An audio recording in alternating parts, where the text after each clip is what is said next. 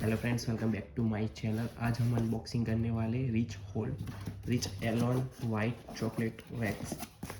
हमने अमेजोन से बाय किया था। बाय की लिंक आपको डिस्क्रिप्शन में मिल जाएगी।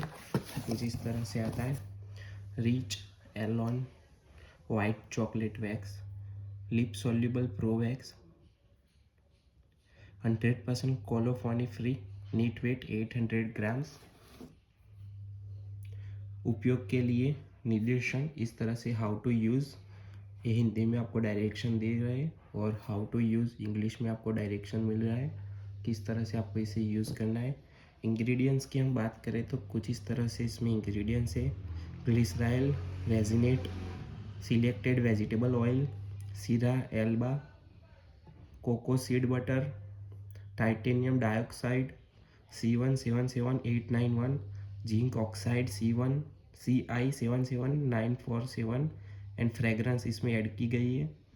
और आप देख सकते हैं इसमें 36 मंथ ऐसा लिखा हुआ है। जब आप बॉक्स ओपन करो उसके बाद 36 मंथ के लिए आप यूज़ कर सकते हो।